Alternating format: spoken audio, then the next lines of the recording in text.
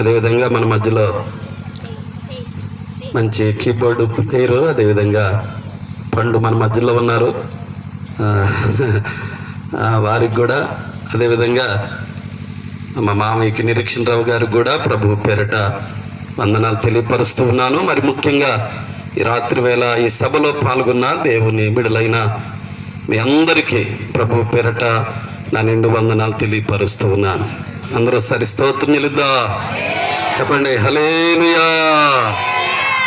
మంచిది. ఇంతవరకు చక్కని పాటలు, చక్కటి ఆరాధన, ఇంతవరకు మనం మన స్వరాలతో మన కరములతో ప్రభువును స్తుతించాం. మీరందరూ పాడుతుంటే నాకు కూడా చిన్న కోరస్, చిన్న పల్లవి పాడాలనిపిస్తుంది.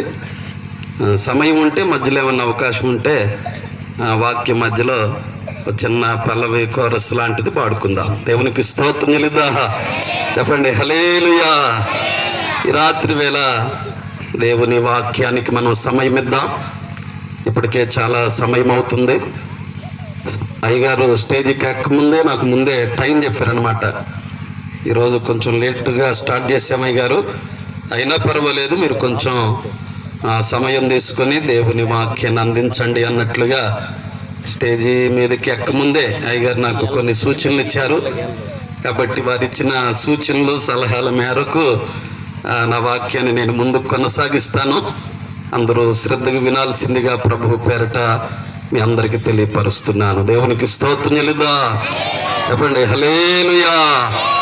ఈ రాత్రి మన ధ్యానం నిమిత్తమై పరిశుద్ధ గ్రంథంలో నుండి ఒక వాక్యాన్ని మనం చదువుకుందాం. బైబిల్ తెచ్చారు అందరూ? పరిశుద్ధ గ్రంథంలో నుండి దినవృత్తాంతముల 2వ గ్రంథం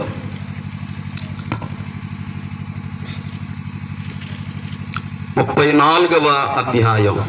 దినవృత్తాంతముల 2వ గ్రంథంలో 34వ అధ్యాయంలో నుండి 27వ వాక్యాన్ని ఈ రాత్రి మన ధ్యానం నిమిత్తమై చదువుకుందాం. అందరూ వినండి. రిఫరెన్స్ మరొకసారి తెలియపరుస్తున్నాను.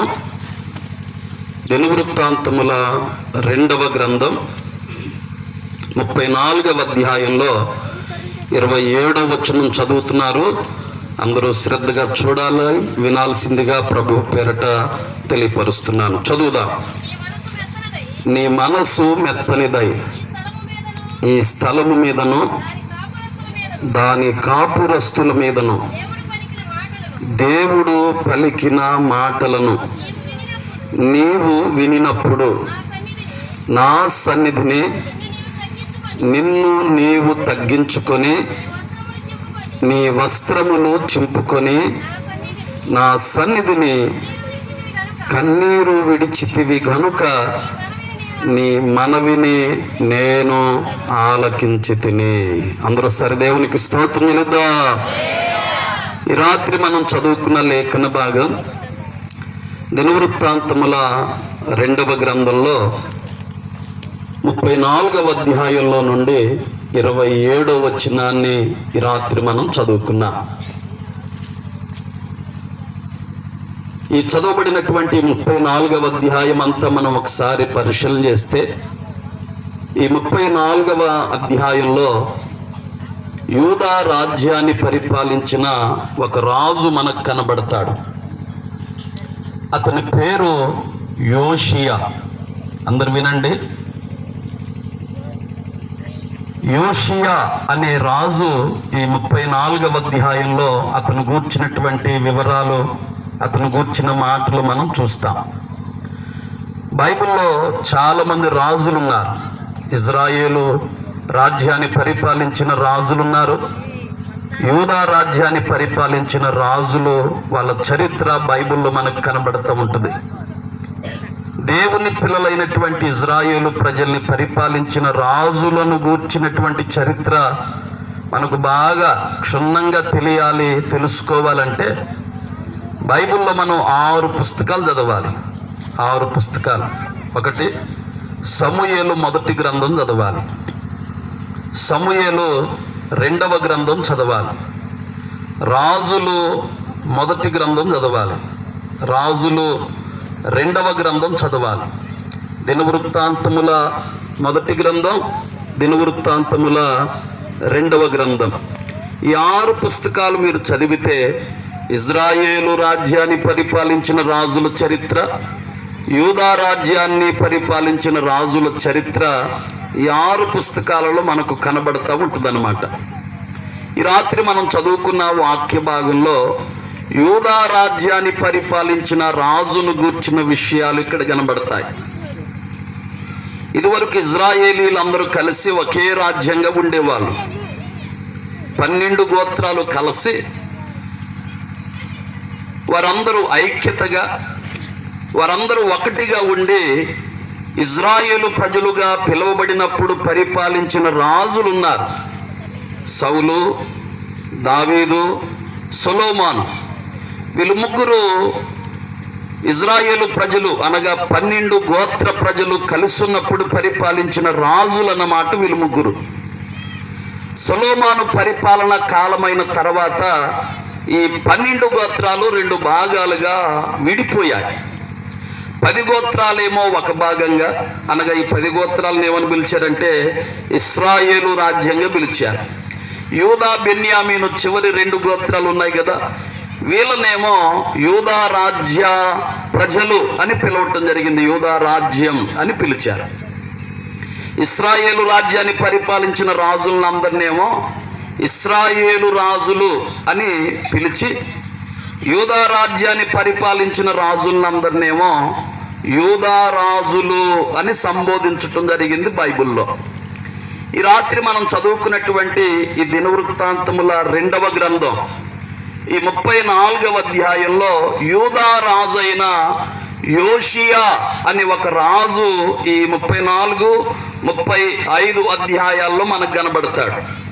ఈ రాత్రి వేళ ఈ యోషియాను గూర్చినటువంటి మాటలు, అదేవిధంగా మనం చదువుకున్న వాక్య భాగంలో ఉన్నటువంటి ప్రత్యేకమైనటువంటి సందేశం ఈ రాత్రి మనం వినబోతున్నాం. ప్రభు మనందరితో ఈ రాత్రి వేళ మాట్లాడబోతున్నాడు. దేవునికి స్తోత్రం చెల్లిద్దాం. చెప్పండి హల్లెలూయా. విందాం శ్రద్ధగా. ఈ యూదా రాజ్యాన్ని పరిపాలన చేస్తున్న ఇతని పేరు యోషియా. యోషియా అనే పేరుకి అర్థం ఏంటంటే యెహోవా బాగు చేసేవాడు అని అర్థం. యోషియా అనే పేరుకి అర్థం ఏంటంటే యెహోవా బాగు చేసేవాడు అని అర్థం. మనుషులే అన్ని పాడు చేస్తూ ఉంటారు. బాగున్న దాన్ని కూడా రిపేర్ అని చెప్పి పాడు చేస్తారు మనుషులు. మా ఇంటి దగ్గర ఒక కుర్రోడు ఉన్నాడులే, టీవీ మెకానిక్ అన్నమాట. వాడు చెయ్యేస్తే పాడైపోద్ది. అందుకని ఎవరికి ఆయన దగ్గర ఆ టీవీ పాడైపోయిన ఎవరు తీసుకెళ్ళరు ఆయన దగ్గరికి. వామ్మో, ఆయన దగ్గర తీసుకెళ్తే బాగున్న టీవీ కూడా ఏమైపోద్ది, పాడైపోద్ది అన్నట్టుగా. ఇక ఎవరు టీవీ పాడైపోయిన ఆయన దగ్గర తీసుకెళ్ళరు అనమాట. అంటే మనుషులు ఏం చేస్తూ ఉంటారంటే బాగున్న దాన్ని కూడా పాడు చేస్తాడు మనుషుడు. కానీ దేవుడు ఎలాంటి దేవుడు తెలుసా? బైబుల్ చెప్తుంది, కీర్తనల గ్రంథంలో ఇలా రాయబడింది, గుండె చెదరిన వారిని ఆయన బాగు చేస్తాడు. నమ్మితే స్తోత్రం చెప్తారు గట్టిగా. యోషియా అనే పేరుకి అర్థం ఏంటంటే యెహోవా బాగు చేసేవాడు అని అర్థం అన్నమాట. బైబిల్లో యోషియా అనే పేరు కలిగిన వ్యక్తులు 2 ఉన్నారు. బైబిల్లో ఈ యోషియా అనే పేరు కలిగినటువంటి వ్యక్తులు 2ని మనం చూస్తాం. ఇతడు యూదా రాజ్యాన్ని పరిపాలించిన రాజులలో ఈయనొక్కడన్నమాట. ఇతని తల్లిదండ్రులను గురించి కూడా బైబిల్లో రాయబడింది. ఈ యోషియా యొక్క తండ్రి, తల్లిని గూర్చిన వివరాలు. ఇతని తండ్రి పేరు ఆమోను, అనగా ఇతనికి ముందు పరిపాలించిన రాజు అన్నమాట. అతడు కూడా యూదా రాజుగా పిలువబడ్డాడు. తన తండ్రి అయిన ఆమోను మరణించిన తర్వాత దేవుడు ఈ యోషియాని రాజుగా ఏర్పాటు చేసుకుంటాడు. తండ్రి పేరేమో ఆమోను, తల్లి పేరు కూడా ఉంది బైబిల్లో, యెదీదా. ఆమోను యెదీదాల కుమారుడు అన్నమాట ఈ రాత్రి మనం చదువుకున్న వాక్య భాగంలో ఉన్న యూదా రాజైన యోషియా. దేవునికి స్తోత్రం చెల్లిద్దాం. చెప్పండి హల్లెలూయా. ఇతడు రాజు అయ్యేపాటికి ఇతని వయస్సు ఎంత అని ఆలోచన చేస్తే బైబుల్ చెప్తుంది 8 సంవత్సరాల వయసులో దేవుడు ఇతన్ని ఏర్పాటు చేసుకొని తన తండ్రి స్థానంలో దేవుడు యోషియాని సింహాసనం మీద కూర్చోబెట్టాడు అని దేవుని లేఖనాలు మనకు నేర్పిస్తున్నాయి. రాజు అయ్యేపాటికి ఇతని వయసు ఎంత? 8 ఏళ్ళు. దేవునికి స్తోత్రం చెల్లిద్దాం. అంటే బైబిల్లో అతి చిన్న వయసులో, చాలా చిన్న ప్రాయంలో రాజైన వారిలో ఈయన 2వ. ఇంకొక ఆయన ఉన్నాడు బైబిల్లో, ఆయన 6 ఏళ్లకే రాజు అవుతాడు. ఇతడు 8 సంవత్సరాల వయసులో, 8 ఏళ్ల ప్రాయంలో దేవుడితన్ని ఏర్పాటు చేసుకొని, దేవుడితన్ని ఎన్నుకొని తన తండ్రికి బదులుగా దేవుడు యోషియాని రాజుగా యూదా ప్రజల కొరకై ఏర్పాటు చేశాడు. ఎన్ని సంవత్సరాల వయసులో? 8 ఏళ్ల వయసులో. దేవునికి స్తోత్రం చెల్లిద్దాం. బైబిల్ ఇలా చెప్తుంది, వినండి జాగ్రత్తగా. పిన్నలేమి పెద్దలనేమి తన యందు భయభక్తులు గల వారిని అందరినీ యెహోవా ఆశీర్వదిస్తాడు అని బైబిల్ చెప్తుంది. పిల్లలైనా పెద్దలైనా ఎవరైతే దేవుని యందు భయభక్తులు కలిగి జీవిస్తారో వారందరినీ ప్రభువు ఆశీర్వదిస్తాడు. ఈ యోషియా చిన్నప్పటి నుండే, బాల్యము నుండే, తల్లి గర్భంలో నుండి బయటకు వచ్చిన నాటు నుండే తన తల్లి అయిన ఎదీదా దేవుని యందలి భయభక్తులను పెంచింది. అతడు పెరుగుతున్న సమయంలో కూడా దేవుని యందలి భయభక్తులు పెరిగాడు. ఆ దేవుని యందలి భయభక్తులు అతడు కలిగి ఉండటం ద్వారా చిన్న వయసులో, పిన్న వయసులో దేవుడు యోషియాని ఆశీర్వదించాడు. యూదా రాజ్యానికి ఒక గొప్ప రాజుగా దేవుడు యోషియాని నియమించాడు. దేవునికి స్తోత్రం చెల్లిద్దాం. కాబట్టి ఈ రాత్రి నేను మీకు చెప్పిన సలహా ఏంటంటే, మీ పిల్లల్ని దేవుని మందిరానికి పంపించండి.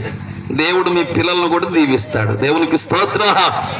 ఎందుకంటే ఒక దినాన చిన్నపిల్లలందరూ ప్రభు దగ్గరికి వస్తూ ఉంటుంటే పెద్దలు, శిష్యులు ఆ పిల్లల్ని ఆటంకపరిచారంట. వెళ్ళిపోండి పిల్లలు, గెట్ అవుట్, వెళ్ళిపోండి మీరంతా అన్నట్టుగా పంపించేస్తున్నారంట. అప్పుడు యేసు ప్రభు ఆ దృశ్యాన్ని చూసి ఆ శిష్యులు పెద్దల్ని గద్దిస్తున్నాడు. చిన్నపిల్లల్ని నా యొద్దకు రానియండి, వారిని ఆటంకపరచొద్దు, ఇలాంటి వారిదే పరలోక రాజ్యమని దేవుడు వారిని ఎత్తుకున్నట్లుగా, వారిని కౌగిలించుకున్నట్లుగా, వారి మీద చేతులుంచి వారిని ఆశీర్వదించినట్లుగా దేవుని వాక్యాలు తెలియపరుస్తున్నాయి.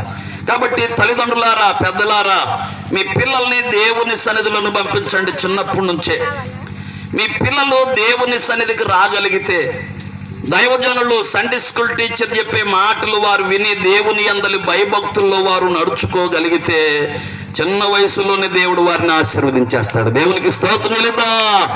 యోషియా లాగా దేవుడు దీవిస్తాడు. నమ్మితే స్తోత్రం చెప్తారు గట్టిగా. అతి చిన్న వయసులో రాజు అయ్యాడు. ఎన్ని సంవత్సరాలకి? 8 ఏళ్లకే. 8 ఏళ్లకే. గొప్ప కోసం అని కాదు కానీ మామూలుగా చెప్తున్నాను. నాకు 2 కొడుకులు, మీలో చాలా మందికి తెలుసు. పెద్ద ఆయనకేమో 12 ఏళ్ళు, చిన్న ఆయనకేమో 10 వస్తాయి. రేపు సెప్టెంబర్కి 10 వస్తాయి. మా పిల్లలిద్దరికీ వాక్యం చెప్పటం నేర్పించే నేను. ఆదివారం చర్చిలో వాక్యం చెప్తారు మా 2 పిల్లలు. వాళ్ళిద్దరు చెప్పాక అప్పుడు నేను నిలబడి వాక్యం చెప్తాను. అంటే గంట, అరగంట ప్రసంగాలు కాదు పిల్లలే. చిన్న ప్రసంగం, 3 నిమిషాలు, 5 నిమిషాలు చిన్న ప్రసంగం పిల్లలకు నేర్పించాను నేను.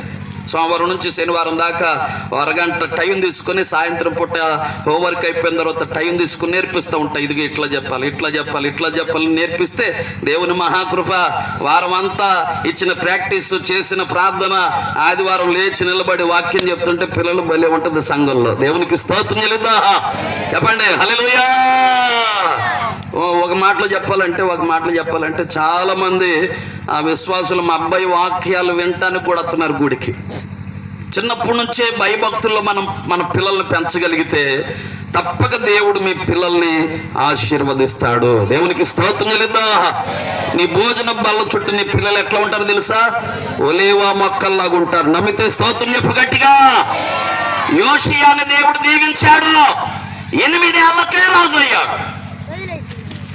అతడు రాజు అయిన తర్వాత దాదాపుగా 31 సంవత్సరాలు రాజ్యాన్ని పరిపాలించాడు. ఎన్ని సంవత్సరాలు? 31 సంవత్సరాలు రాజుగా ఉండి దేవుడు తనకు అప్పచెప్పినటువంటి ఆ పనులు, ఆ బాధ్యతలు, దేవుడు అప్పగించినటువంటి ఆ కర్తవ్యాన్ని అతడు చక్కగా నిర్వర్తించినట్లుగా దేవుని లేఖనాలు మనకు నేర్పిస్తాయి. ఇక ఇతని గురించి చెప్పాలంటే ఇంకొంచెం ముందుకెళ్తున్నాను, వినాలి జాగ్రత్తగా. ఇతడు చిన్న వయసులో రాజు అయ్యాడు కదా, 8 ఏళ్లకే రాజు అయ్యాడు కదా. ఇతని గురించి బైబిల్ చెప్తుంది.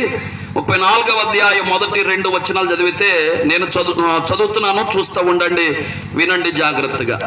ఇతడు యెహోవా దృష్టికి నీతిని అనుసరించుచు, 2వ వచనం, 34వ అధ్యాయంలో 2వ వచనం చదువుతున్నాను. యెహోవా దృష్టికి నీతిని అనుసరించుచు కుడికైనను ఎడమకైనను తొలగకుండా తన పితరుడైన దావీదు చూపిన ప్రవర్తనకు సరిగా ప్రవర్తించెను. దేవునికి స్తోత్రం చెల్లిద్దా.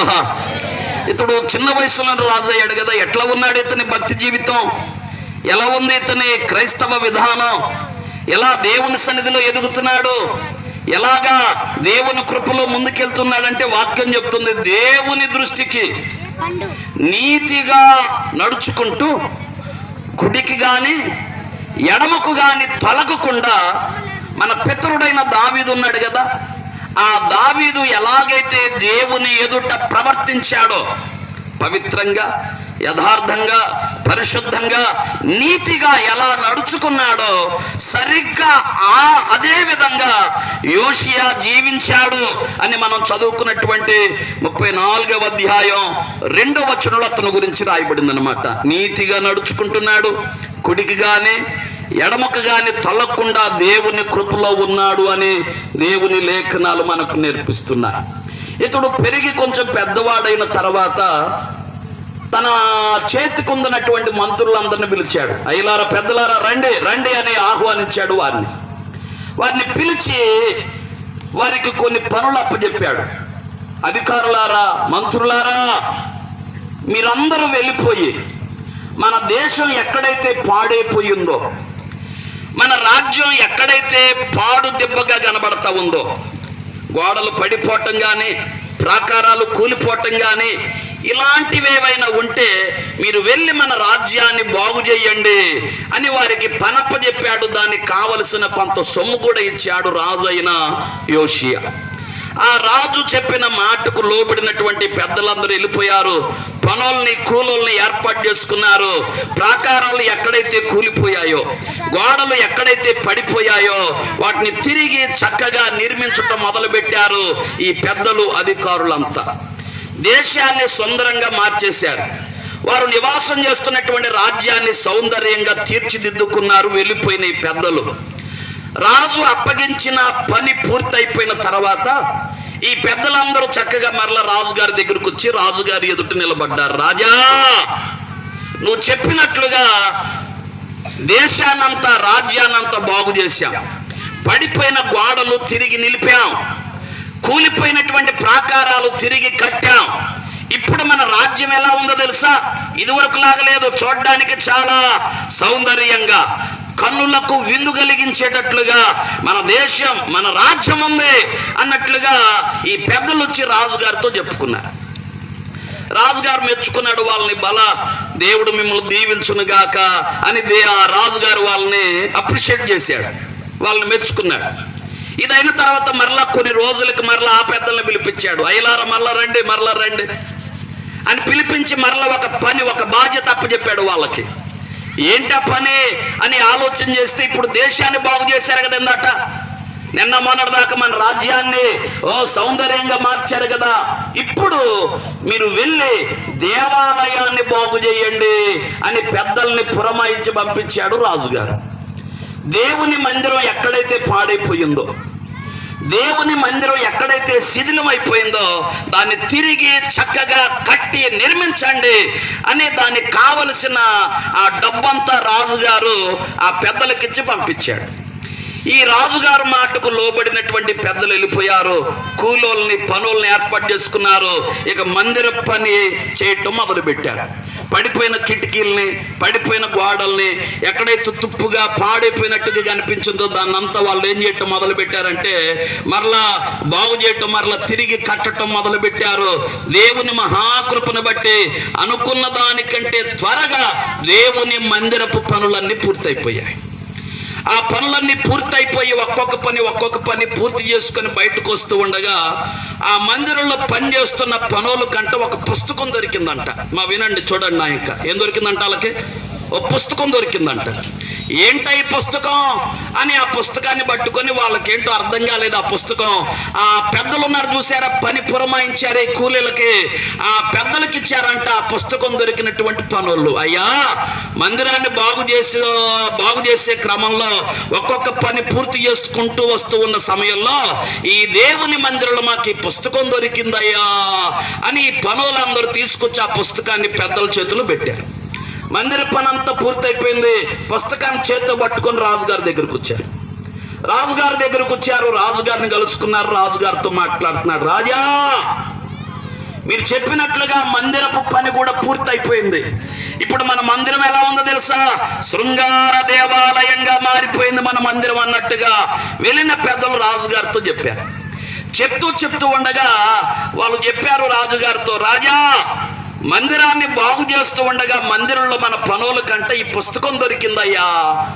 మరి ఈ పుస్తకంలో ఏముందో మేము చూడలేదు, దీన్ని ఓపెన్ చేయలేదు అని ఒక ఆయన లేచి నిలబడి ఆ పుస్తకాన్ని రాజుగారికి ఇవ్వబోతున్నాడు. ఆయన ఎక్కడో సింహాసనం మీద కూర్చుంటే అప్పుడు రాజుగారు సింహాసనం మీద కూర్చొని ఆ పుస్తకం తీసుకొని వస్తున్న ఆయనతో చెప్తున్నాడు, రామాకాయ అక్కడే ఉండు. పుస్తకం చదివే ఒక ఆయన ఉన్నాడు, లేఖికుడు, శాస్త్రి ఆయన పేరు. ఆయన ఒక ఆయన ఉన్నాడు అక్కడ.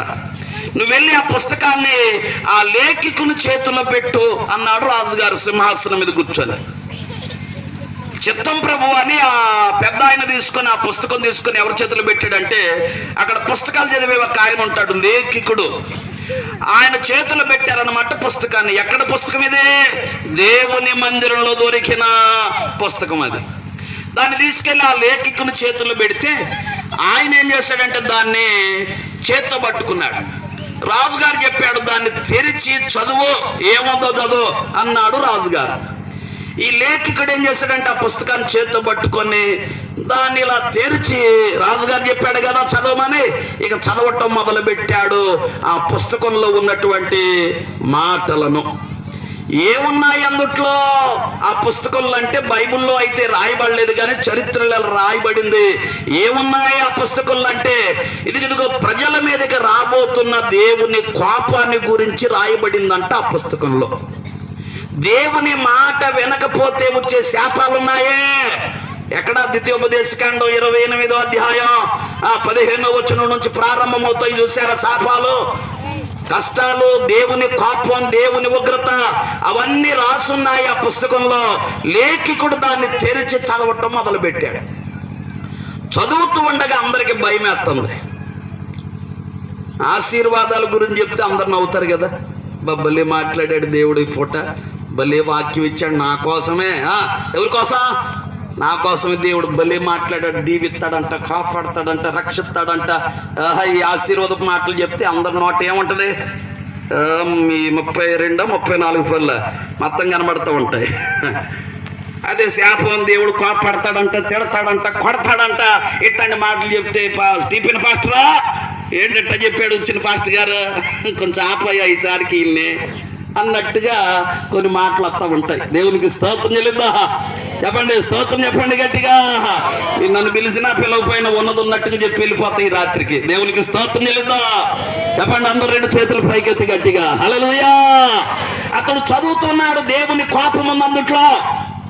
ప్రజలు దేవుని మాట వినకపోతే, దేవునికి లోబడకపోతే, దేవుణ్ణి ఆరాధించకపోతే, ఆయన తట్టు తిరగకపోతే కలగబోయే దేవుని కోపాన్ని గురించి ఆ పుస్తకంలో ఉన్నదట్టుగా చదువుతున్నాడు లేఖికుడు.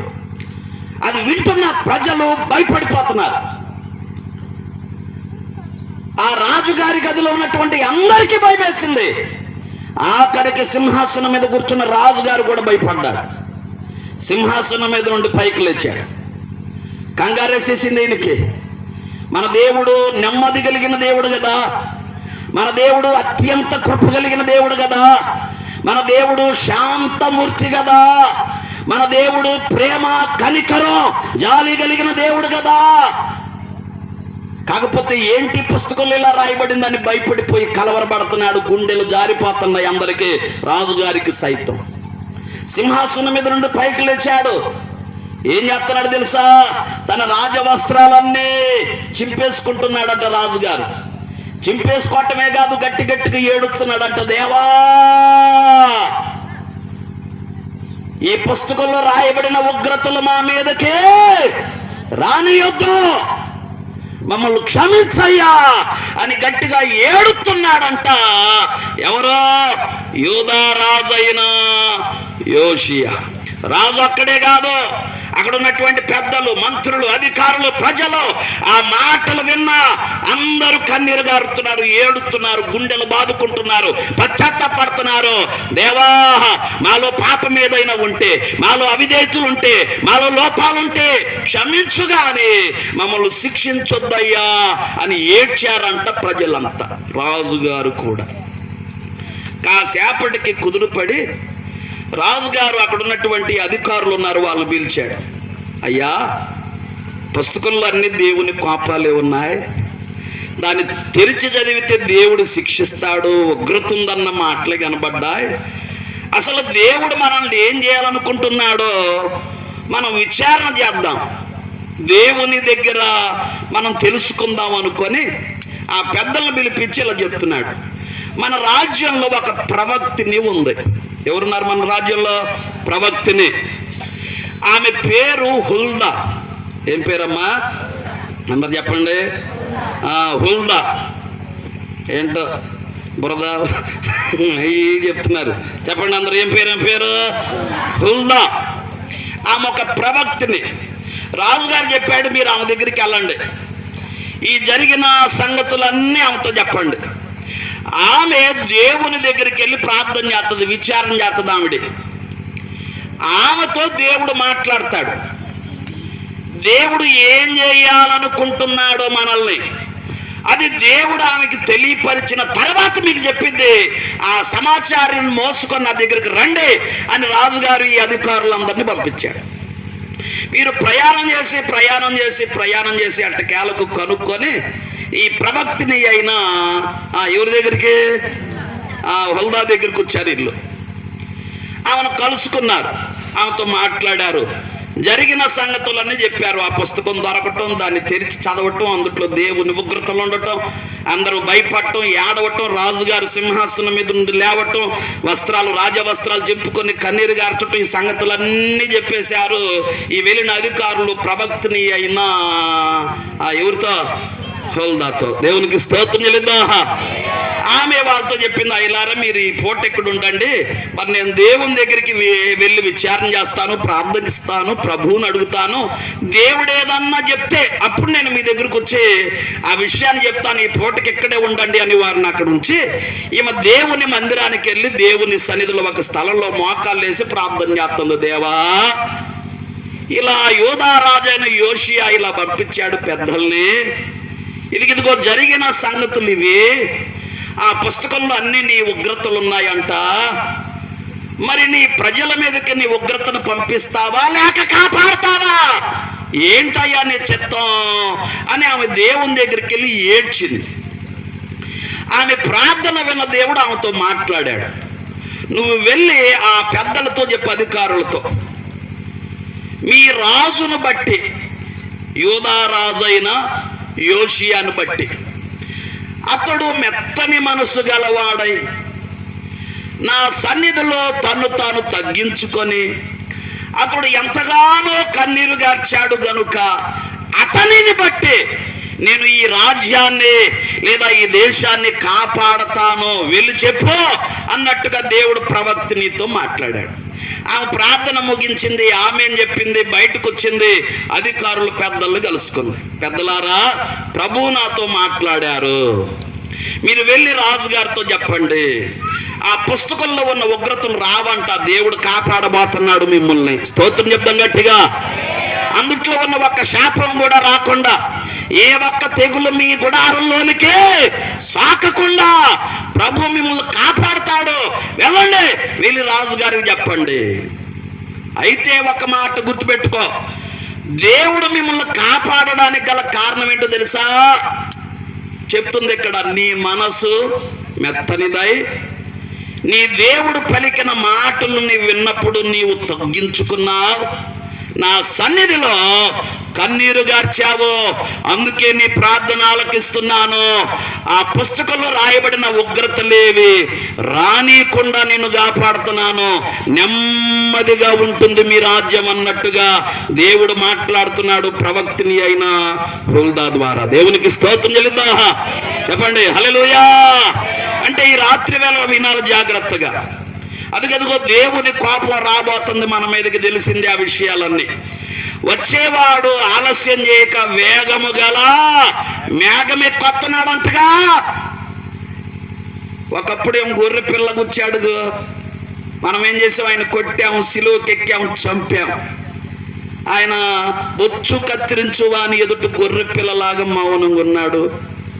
ఇప్పుడు మరలా రాబోతున్నాడు రెండోసారి. ఎట్లాగా? గొర్రె పిల్లలా కాదా? చెప్పు, కొదమసింహముగా, న్యాయాధిపతిగా, రాజులకు రాజుగా ఆయన రాబోతున్నాడు. ఆయన రాకడలో దేవుని ఉగ్రత నుండి నీవు కాపాడబడాలంటే, భయంకరమైన పాతాళాన్ని నీవు తప్పించుకోవాలంటే, ఇదిగో దేవుని వాక్యం చెప్తుంది హుల్దా ప్రవక్తిని యూదా రాజు అయిన యోషియా గురించి. దేవుడు అతన్ని కాపాడుతున్నాడు ఉగ్రత నుంచి, దేవుడు అతన్ని రక్షిస్తున్నాడు. ఎలాంటి తెగులు అతని మీదకి రానీకోకుండా, ఆ దొరికిన పుస్తకంలో ఉన్న ఏ శాపం అతని మీదకి రానీకోకుండా దేవుడు అతన్ని కాపాడుతున్నాడు. ఎందుకు కాపాడుతున్నాడు అంటే, అక్కడ మనం చదువుకున్న వాక్య భాగంలో కొన్ని మాటలు రాయబడ్డాయి. నెంబర్ 1, 1, నీ మనసు మెత్తనిది అని ప్రభు మాట్లాడుతున్నాడు. స్తోత్రం చెప్తారు గట్టిగా, అందరు 2 చేతులు ఊపుతూ స్తోత్రం చెప్పండి గట్టిగా. హల్లెలూయా, హల్లెలూయా. దేవుడు యోషియా రాజును కాపాడడానికి గల కారణాలు చెప్తున్నా, వినాలి. యోషియా రాజునే కాదు కాపాడేది, ఈ రాత్రి వేళ నీవు కూడా దేవుని ఉగ్రత నుండి కాపాడబడాలంటే, భయంకరమైన నరకం నుండి తప్పించబడాలంటే, అగ్ని ఆరని పురుగు చావని ఆ పాతాళం నరకం నుండి నీవు కాపాడబడాలంటే ఏం చేయాలో చెప్తా, విను జాగ్రత్తగా. ఈ రాత్రి మొదటి మాటకు చెప్తున్నా, ప్రభువు నిన్ను రక్షించాలంటే, దేవుడు తన కోపాన్ని నీ మీద నుండి పక్కకు తిప్పాలంటే, దేవుడు తన మనసు మార్చుకోవాలంటే, నెంబర్ 1 మొదటిగా మనం ఎట్లా ఉండాలంటే, యోషియా రాజు ఎట్లా ఉన్నాడు దేవుని సన్నిధిలో, మనం అలా ఉంటే సరిపోద్ది రాత్రి. దేవునికి స్తోత్రం చెల్లిద్దా, చెప్పండి హల్లెలూయా. నెంబర్ 1 మొదటిది, అతడు ఎట్లా ఉన్నాడంట దేవుని సన్నిధిలో? మెత్తని మనసు గలవాడై ఉన్నాడు. ఏ మనసమ్మా? అందరు చెప్పండి గట్టిగా, అందరు చెప్పండి ఇంకొంచెం గట్టిగా. ఏ మనసంట? మెత్తని మనసంట. ఎవరిది? యూదా రాజైన యోషియా మనసు. అయితే ఈ రాత్రి నేను మీకు చెప్పాలనుకుంటున్న మాట, మన మనసులు ఎట్లా ఉన్నాయో ఒకసారి పరిశీలన చేసుకుందాం ఈ రాత్రి.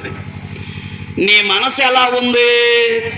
ఒక్కసారి నీ చేయి తీసి ఇది ఇక్కడ పెట్టుకొని నీ గుండెల మీద పరిశీలన చేయి, అడుగు ఒకసారి నీ మనసు ఎట్లా ఉందో ఈ రాత్రి. ఏంటి, ఎవరు చేయి పెట్టట్లేడా? తీసుకోండి అమ్మా, మీ కుడి చేయి తీసుకొని ఇక్కడ పెట్టండి, మీ గుండెల మీద పెట్టండి. ఒకసారి ఆలోచన చేయి, నా మనసు ఎలా ఉంది ఈ రాత్రి?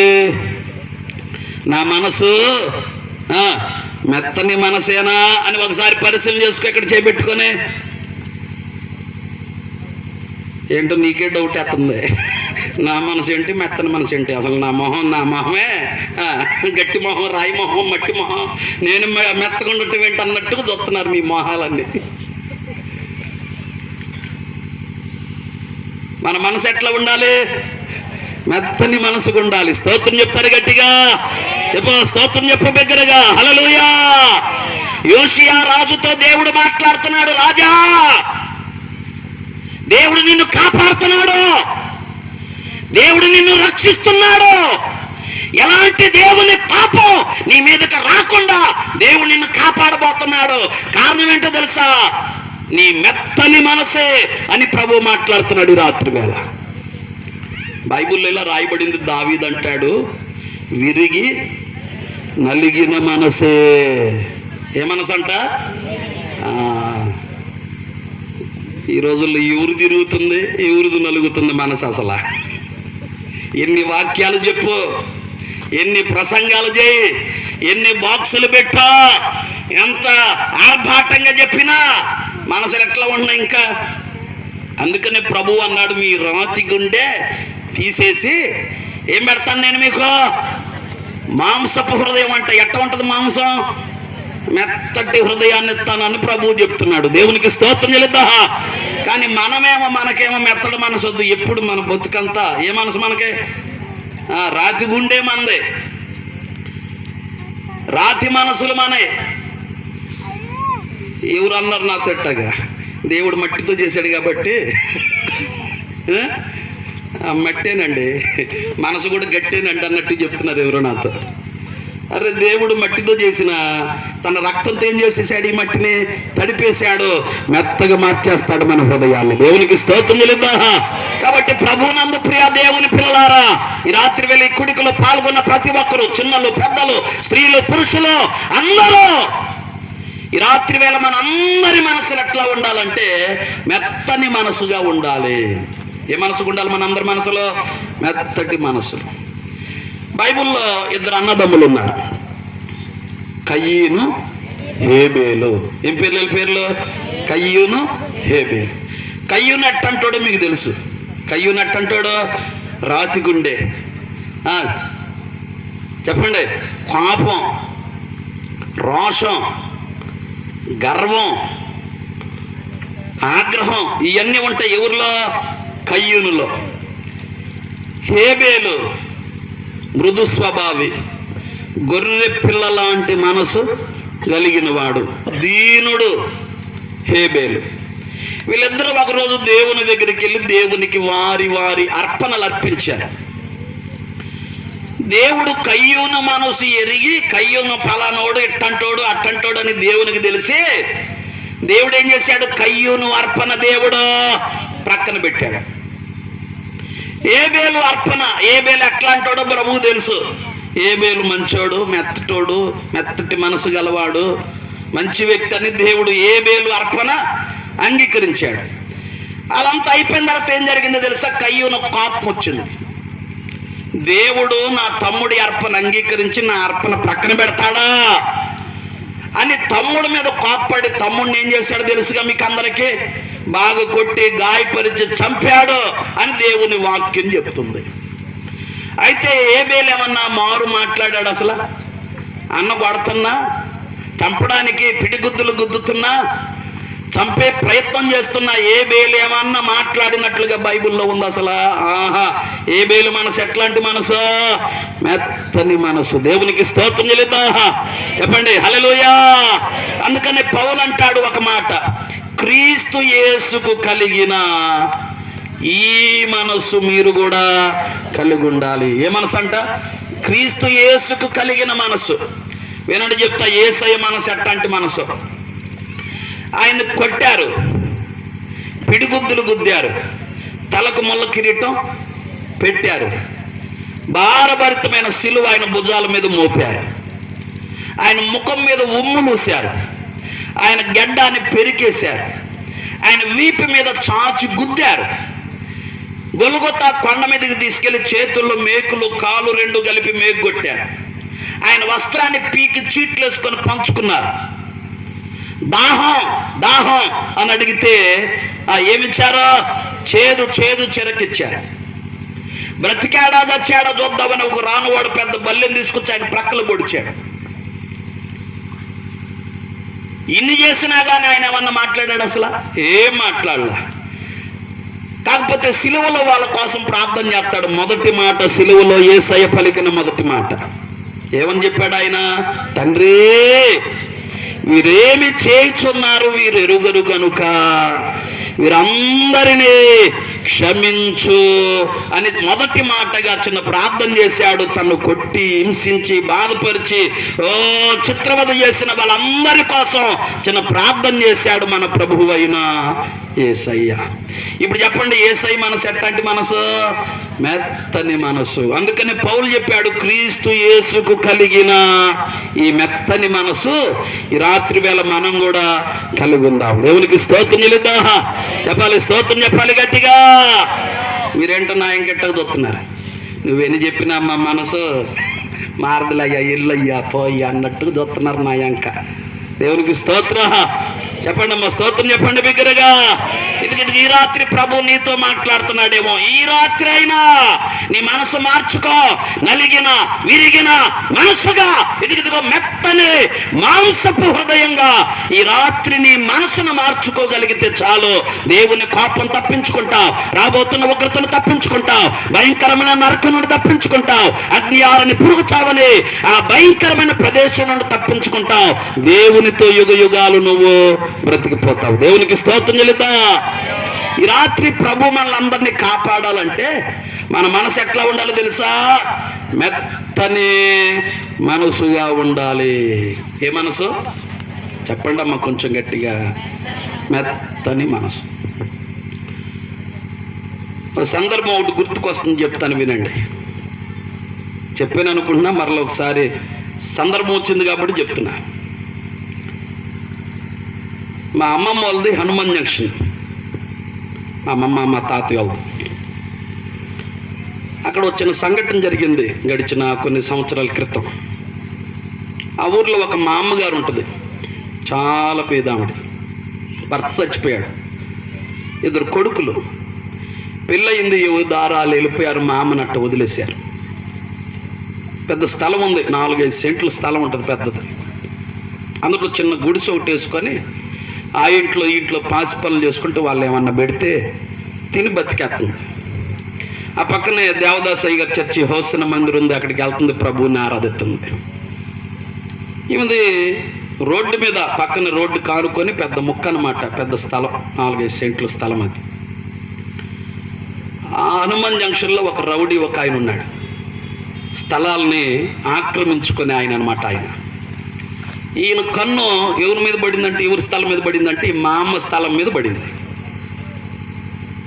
ఆరాధించాడు. ఎవరైనా ఉన్నారా మా అమ్మకి?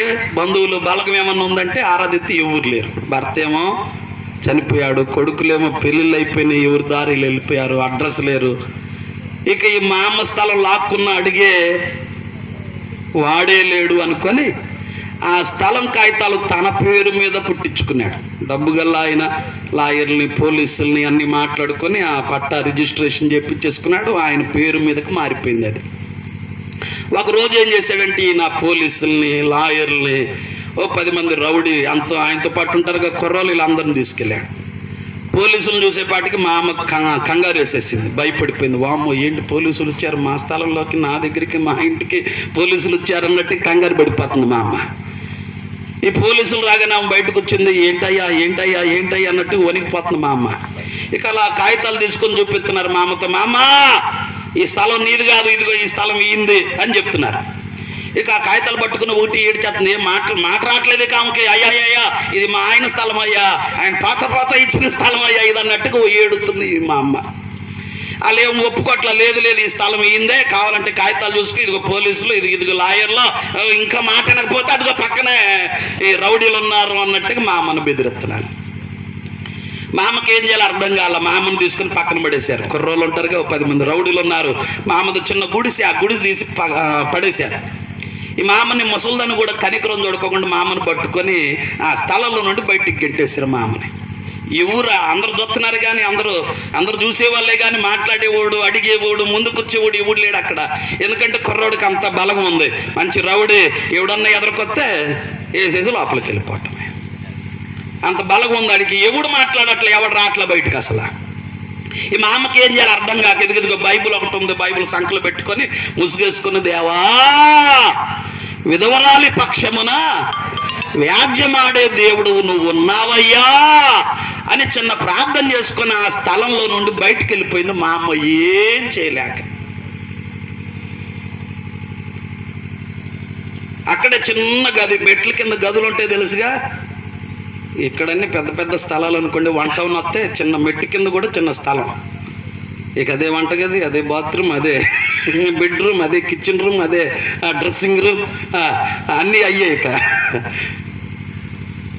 ఇక మా అమ్మ అలాంటి చిన్న గది ఒకటి తీసుకుంది మెట్ల కింద అద్దెకి, పనులు చేసుకుంటుంది, ప్రార్థన చేస్తుంది, దేవా నా పక్షాన సహాయం చేయ్యా అని ఏడుతుంది.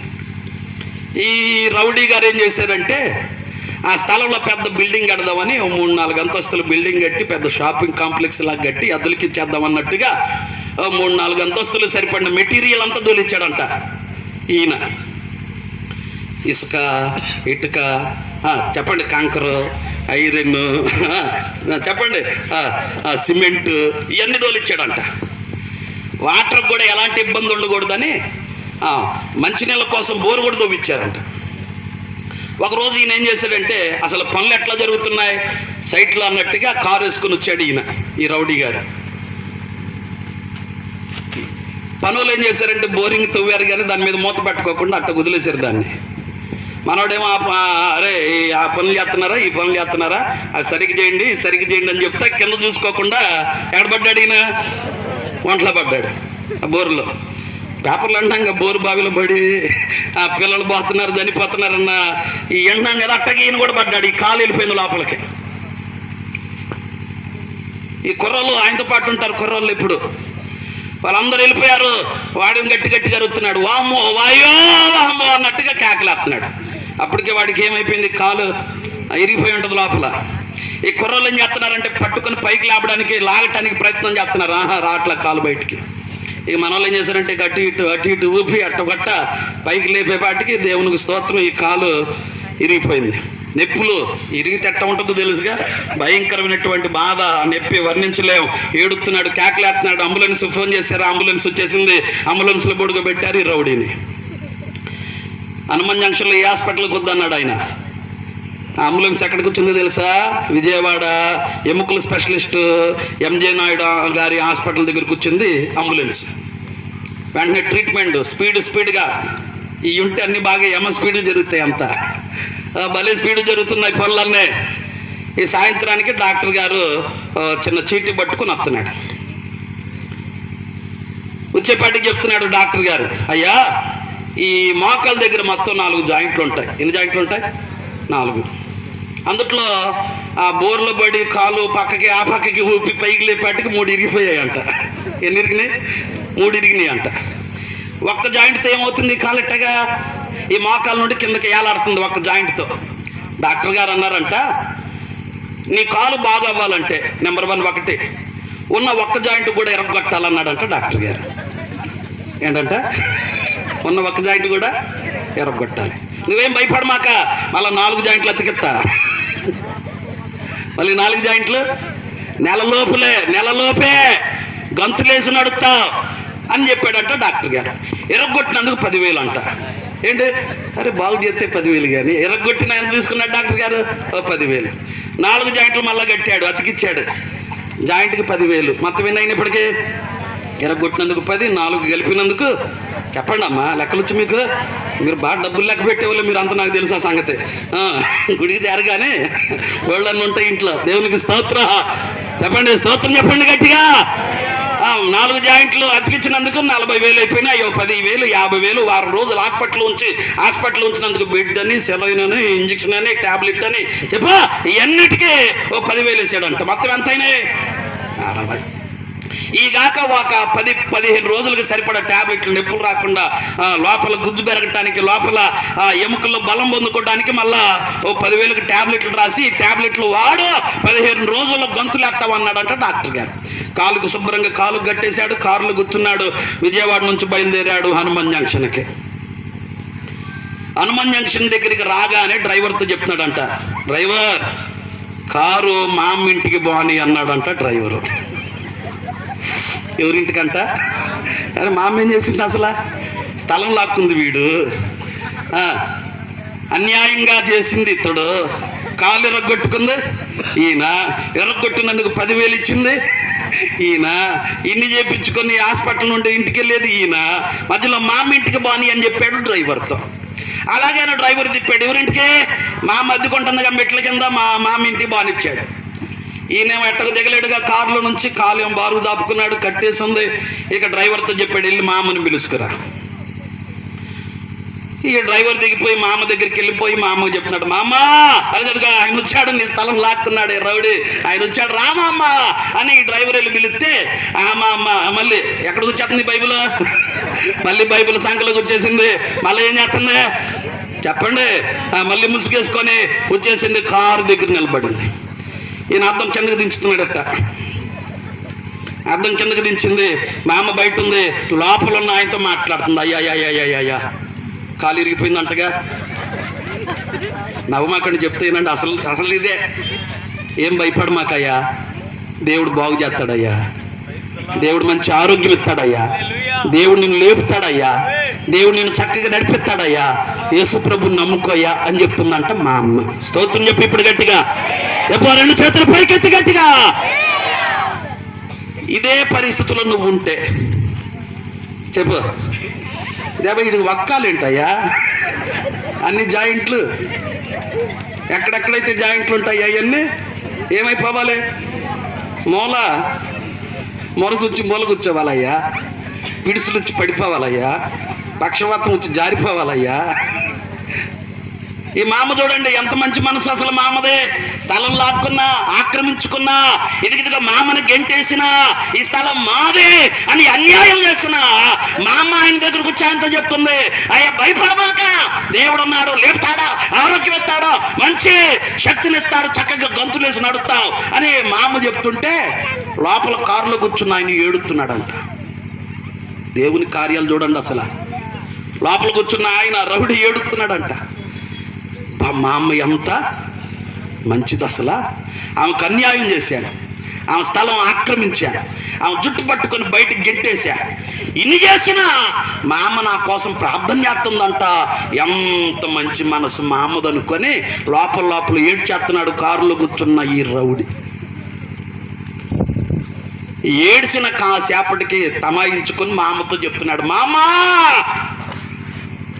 నీకో దండం, నీ దేవుడికో దండం, నీ స్థలానికి కూడా ఒక దండం, నువ్వు వద్దు, నీ స్థలం వద్దు, టాటా చెప్పండి, బాయ్ బాయ్. ఇక తిరిగి వచ్చేది ఇక లేనే లేదు, వెళ్ళిపోతున్నాను అని కారులో వెళ్ళిపోయాడంట రౌడీ.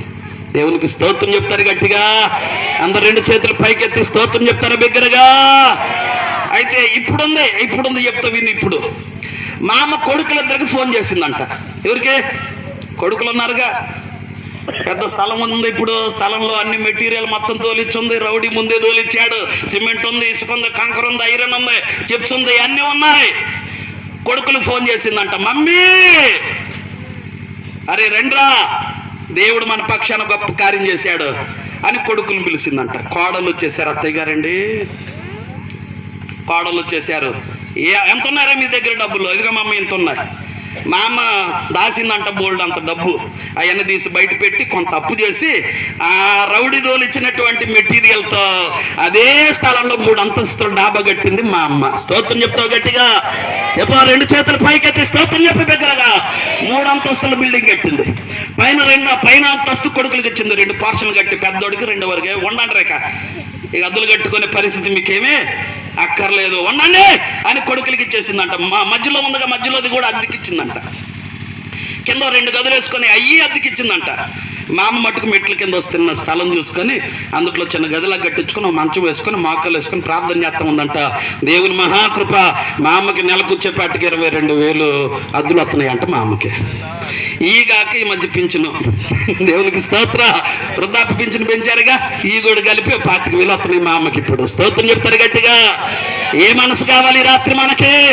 మెత్తని మనసు. దేవుడు మనల్ని కాపాడాలన్నా, దేవుడు మన పక్షాన గొప్ప కార్యాలు చేయాలన్నా, ఊహించిన దానికంటే ఆశ్చర్య అద్భుతాలు దేవుడిని పక్షాన జరిగించాలంటే, రాబోతున్న ఉగ్రత నుండి ప్రభు నిన్ను తప్పించాలి, దాటించాలంటే ఈ రాత్రి మన మనసు ఎట్లా ఉండాలంటే మెత్తని మనసుగా.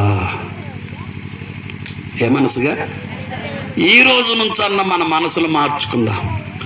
ఎవరో ఒక ఆయన పాట పాడాడు, దేవా మారాలి మారాలి. ఏం మారాలంట? మనసే మారాలంట. దీనికి ఇంకొక ఆయన కౌంటర్ ఇస్తుంటాడు, మనసులు మారట్లేదు అయ్యారు, మారు మనసల్లా పోయి, మీకు తెలుసులే బాగా మాయ మనసులు వస్తున్నాయి అయ్యారు అని చెప్తున్నాడు ఒక ఆయన నాతో. ఏ మనసులు పోయి? మారు మనసులు పోయి. ఏం మనసులు వస్తున్నాయి అంటే అందరికీ మాయ చేసే మనసులు వస్తున్నాయి. ఈ మాయలు ఆ మాయలు అక్కడే మనకి రావో, ఇక్కడే నీ మనసు మార్చుకో, మాయ మనసు తీసేసుకో, మార్పు చెందో, రాత్రి గుండె తొలగించుకో, పాషాణ హృదయాన్ని మార్చుకో, విరిగి నలిగిన మనసుగా, మెత్తని మనసుగా ఈ రాత్రి నీ మనసును మార్చుకోగలిగావా? యోషియాని కాపాడిన దేవుడు, యోషియా పక్షాన అద్భుతం చేసిన దేవుడు ఈ రాత్రి నీ జీవితంలో కూడా దేవుడు గొప్ప కార్యాన్ని జరిగిస్తాడు. నమ్మితే స్తోత్రం చెప్తారు గట్టిగా చెప్పండి, హల్లెలూయా. చివరిగా ఆఖరి మాటలుగా, నా పేరు ఇశ్రాయేలు. మీలో చాలా మందికి తెలుసు అనుకుంటా. నేను మా నాన్నకి నేను ఒక్కడిని కొడుకుని, నాకు 2 అక్కలు, ఒక చెల్లి. దరిదాపుగా 19 సంవత్సరాల క్రితం, ఇది 2019 కదా, 2000 సంవత్సరంలో నాకు కొంచెం బలహీనత వచ్చింది. ఉబ్బు కామెర్లు. ఇప్పుడే కొంచెం లావుగున్నా. ఉబ్బు కామెర్లు అంటే అట్ట ఉంటారు మీకు తెలుసు. మా నాన్న తిప్పని హాస్పిటల్ అంటే ఏమి లేదు, అన్ని తిప్పాడు మా నాన్న. చాలా హాస్పిటల్ తిప్పాడు, నో యూజ్, ప్రయోజనం లేదు. చివరిగా పెద్ద ఆయన సీనియర్ మోస్ట్ డాక్టర్ గారి దగ్గర తీసుకెళ్తే డాక్టర్ గారు మొత్తం చెక్ చేశాడు. ఆ స్కాన్, ఈ స్కాన్. అప్పట్లోనే 2000లోనే చాలా స్కానింగ్లు, ఆ టెస్టులు, ఈ టెస్టులు చెప్పి చివరాఖరిగా ఆయన ఓ మాట చెప్పాడు, మీ అబ్బాయి ఒక 10-15 రోజుల కంటే ఎక్కువ బ్రతకడండి, తీసుకెళ్ళిపోండి అని చెప్పాడు మా నాన్నతో. మా నాన్న బండి దోలుతున్నాడు, వెనక నేను కూర్చున్న మా నాన్న ఏడు చేస్తున్నాడు బండి దోలుతానే. ఎందుకు? అక్కడనే కొడుకుని. ఆయన కొంచెం పెద్ద అయ్యేపాటికి నేను మంచి యవ్వన దశలో ఆయనకి ఏమన్నా చేదోడు వాదోడుగా ఉంటానేమో అని ఆయన ఆశ అయింది. నేనేమో ఈ రోగం వచ్చి మధ్యలో చచ్చిపోతానేమో అని మా నాన్న ఏడుతున్నాడు. ఇక హాస్పిటల్ తీసుకెళ్ళటం మానేశాడు. తీసుకెళ్ళి చర్చిలో పడేశారు. యనమల కుదురు మా బాబాయ్ యోనాయ్య గారు మీకు అందరూ తెలుసు. మా మామ దగ్గర పడేశారు. చిన్న చర్చి అది, కాలువ పక్కనే. ఆ చర్చిలో మంచం వేసి పడుకోబెట్టారు నన్ను. అప్పటికి నా జీవితం ఎట్లా ఉండేదంటే, లోకంలో శరీరాశ, నేత్రాశ, అన్ని జీవడంబాలు అన్ని గలగబోసి అన్ని పాపాలు చేసి ఈ రోగం తెచ్చుకొని మూలపడ్డా. అందరూ చనిపోయాడు అనుకుని అందరూ వస్తున్నారు చుట్టాకి. అమ్మాయి ఎట్లా ఉన్నాడు, ఇజ్రాయెల్ ఉన్నాడు పోయాడా అన్నట్టు వస్తున్నారు చుట్టాలు, బంధువులు అందరూ పరామర్శించడానికి. తెరదొత్తి దేవుడు నన్ను అలా కనుపృత ఉంచుతానే ఉన్నాడు. రోజుకి ఆయుష్ పెంచుతున్నాడు దేవుడు. అట్లాగా అందరూ విశ్వాసులు అందరూ ప్రార్థన చేస్తున్నారు. కుదురు విశ్వాసులు, క్రీస్తురాజపురం సంఘ విశ్వాసులు అందరూ నా కోసం ప్రార్థన చేస్తున్నారు. దేవా ఇశ్రాయేలు బ్రతికిచ్చయ్యా, ఇశ్రాయేలు స్వస్థపరిచయ్యా, మరణానికి అప్పచెప్పొద్దయ్యా అన్నట్టుగా అందరూ నా కోసం ప్రార్థన చేస్తున్నారు. నేను కూడా మంచంలో ఉండి నాకు మీలాంటి వాళ్ళు చెప్తూ ఉంటే నాకు అనిపిస్తుంది, ప్రార్థన చేస్తే దేవుడు ఏమైనా బతికిస్తాడు కదా, బతికితే బాగుండొచ్చు కదా అన్నట్టుగా నాకు మనసులో అనిపిస్తుంది. నేను అలా కళ్ళు మూసుకునేపాటికి మా బాబాయ్ నా దగ్గరికి వచ్చాడు, యోనా గారు. మా బాబాయ్ నా దగ్గరకు వచ్చి నా చెవిలో చెప్తున్నాడు, ఇశ్రాయేలు నేను పాపిని అని నువ్వు ఒప్పుకో అన్నట్లుగా నాతో చెప్పాడు. పాపిని అని ఒప్పుకోవటమే కాదు, దేవా నన్ను బాగు చేస్తే నీ పని చేస్తాను అని ఒప్పుకో అన్నట్లుగా మా బాబాయ్ నా చెవిలో చెప్పాడు. ఆ చెవిలో చెప్పబడిన మాటలు నా నోటెమ్మట పలుకుతున్నా, దేవా నేను పాపినయ్యా, నేను పాపిని నాయనా అని దేవుని సన్నిధిలో నా రాతి గుండె, నా పాషాణ హృదయాన్ని ఏం చేస్తున్నానిక నలగొట్టుకుంటున్నాను. దేవా నన్ను క్షమించా, నన్ను క్షమించా, నన్ను మన్నించయ్యా, నన్ను కృపతో జ్ఞాపకం చేసుకో ప్రభు అని ఒకటి ఏడుస్తున్నా, కన్నీళ్ళు వచ్చేస్తున్నాయి. మంచంలో పడుకొని లేవలేని స్థితిలోనే దేవుని సన్నిధిలో ఏడుస్తున్నా. అలా ఏడ్చి ప్రార్థన చేస్తూ ఉండగా అనుకోకుండా నాకు కళ్ళు మూతలు పడ్డాయి. దేవుడు దర్శనాన్ని చూపించాడు నాకు. ఆ దర్శనం ఏంటంటే 2000 సంవత్సరంలో ప్రభు నాకు చూపించిన దర్శనం అది. ఆకాశం తెరవబడింది. దేవుని గాయపరచబడిన హస్తం నేను ఎక్కడైతే పడుకున్నానో ఆ చోటుకు దిగొచ్చింది దేవుని గాయపరచబడిన హస్తం. ఇది మంచం, ఈ మంచం మీద పడుకున్న ఈ తల మొదలుకొని అరికాలు వరకు అలా తాకింది దేవుని హస్తం నన్ను. దేవునికి స్తోత్రం చెల్లిద్దా. దాదాపుగా మధ్యరాత్రి 11:30, 12 ఆ టైంలో మరలా అలా తాకి మరలా ఎక్కడి నుండి అయితే వచ్చిందో అలాగే వెళ్ళిపోయింది. ఆకాశం అలా మూయబడింది అంతే. ఆ దర్శనం కనబడిందండి రాత్రి నాకు. వెంటనే మెలకు వచ్చింది. మా అమ్మని పిలిచాను, అమ్మా. వెంటనే మా అమ్మ కంగారేసి ఏమైపోయింది ఏంటన్నట్టుగా ఆమె బెత్తరపోయి లేచి కంగారు నా దగ్గరికి వస్తే నేను చెప్తున్నా, ఇదిగో దేవుడు నన్ను దర్శించాడు, తన గాయపడిన హస్తంతో నన్ను తాకాడు. ఈ దర్శనం అంతా మా అమ్మకు చెప్పాను. అప్పుడు మా అమ్మ లేపి చెప్తుంది, నువ్వేం భయపడనక్కర్లేదురా, ప్రభు నిన్ను బ్రతికించేశాడు, ఇక నువ్వు మరణించవో, దేవుడు నిన్ను వాడుకుంటాడు అన్నట్లుగా మా అమ్మ చెప్తే, ఇక ఆ రాత్రి నుంచి దేవుడు నన్ను బలపరిచాడు. ఇక రాత్రే నా జీవితాన్ని దేవునికి అప్పగించుకున్నాను, నా మనసు మెత్తగా చేసుకున్నాను. ఇదిగా ఈ రాత్రి మీ మధ్యలో నిలబడి వాక్యం చెప్తున్నా. దేవునికి స్తోత్రం చెప్తారు గట్టిగా, హల్లెలూయా. కాబట్టి రాత్రి వేళ ప్రభు నందు ప్రియ దేవుని పిల్లలారా, ఈ కుడికలో పాల్గొన్న దేవుని జనమా, ఈ ప్రాంత ప్రజలారా, ఇప్పుడైనా మీ మనసులో మార్చుకోండి. ఈ రాత్రి నుండైనా మీ రాత్రి గుండె తొలగించుకొని యోషియా వలె మెత్తని మనసు మీరందరూ కలిగి ఉండాలి అని దేవుని సేవకునిగా వాక్యం ద్వారా ఈ రాత్రి మీకు అందరికీ తెలియపరుస్తున్నాను. కాబట్టి ప్రభు మనల్ని కాపాడాలంటే, రాబోయే ఉగ్రత నుండి మనం తప్పించబడాలంటే, ఏ శాపం, ఏ కీడు, ఏ నష్టం, ఏ తెగులు, ఏ శోధన, ఏ వ్యాధి, ఏ బాధ, ఏ ఆటంకాలు మన జీవితంలోనికి రాకుండా దేవుడు మనల్ని అంచెలంచెలుగా కాపాడుతూ, దీవిస్తూ, ఆశీర్వదిస్తూ అన్ని విషయాల్లో ప్రభు నిన్ను రాణించగలగాలంటే ఈ రాత్రి మనందరి మనసులు ఎట్లా మారిపోవాలంటే మెత్తని మనసుగా. నమ్మితే స్తోత్రం చెప్తారు గట్టిగా, చెప్పండి హల్లెలూయా. మనం చదువుకున్న వాక్య భాగంలోకి వస్తే అక్కడ రాయబడిన మాట, యోషియా అనే రాజు గురించి చెప్పబడుతున్నటువంటి ఒక ప్రవచనం. యోషియా రాజా, నీ మనసు మెత్తదయ్యింది, నువ్వు దేవుని సన్నిధిలో తగ్గించుకున్నావు, దేవుని సన్నిధిలో కన్నీరు గార్చావు, అందుకే ప్రభు నిన్ను కాపాడుతున్నాడని ప్రవచనం. ఈ రాత్రి వేళ ప్రభు నీ జీవితంలో దేవుడు గొప్ప కార్యాన్ని జరిగించాలంటే, రాబోతున్న ఉగ్రత నుండి ప్రభు నిన్ను తప్పించాలంటే, ప్రస్తుతం నీవు అనుభవిస్తున్న నీ శ్రమలన్నిటి నుండి ప్రభు నిన్ను కాపాడాలంటే, నీవు అనుభవిస్తున్న ప్రతి దుఃఖాన్ని సంతోషంగా, నాట్యంగా ఈ రాత్రి ప్రభు మార్చాలంటే నువ్వు చేయాల్సిందల్లా ఒకటే, నీ మనసును మార్చుకోవటమే, ఈ రాత్రి గుండెను తొలగించుకోవటమే, విరిగి నలిగిన మనసుతో దేవుని సన్నిధిలో నీ పాపాలు ఒప్పుకోవటమే.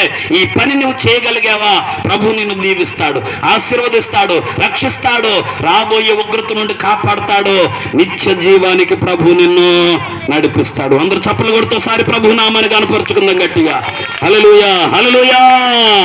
కాబట్టి ప్రభు నందు ప్రియమైన దేవుని పిల్లలారా, ఈ రాత్రి ఈ సభలో పాల్గొన్న మనం అందరం, ఈ కుడికిలో పాల్గొన్న ప్రతి ఒక్కరు, చిన్నలు, పెద్దలు, స్త్రీలు, పురుషులు, వృద్ధులు, ఈ గ్రామ ప్రజలందరూ రాబోతున్న దేవుని ఉగ్రత నుండి తప్పించబడినట్లుగా, రాబోతున్న దేవుని రాజ్యాన్ని స్వతంత్రించుకున్నట్లుగా మెత్తని మనసు కలుగుందాం, మారు మనసు పొందుదాం, రాతి గుండెలు తొలగించుకుందాం, దేవుని కృపలో ముందుకు సాగుదాం, దేవుని ఆశీర్వాదాలకు పాత్రలమవుదాం. దేవుడు ఈ లేఖనం, ఈ వాక్యం మనందరి వినికిడిలో దీవించి ఆశీర్వదించునుగాక. ఆమేన్. Praise the lord.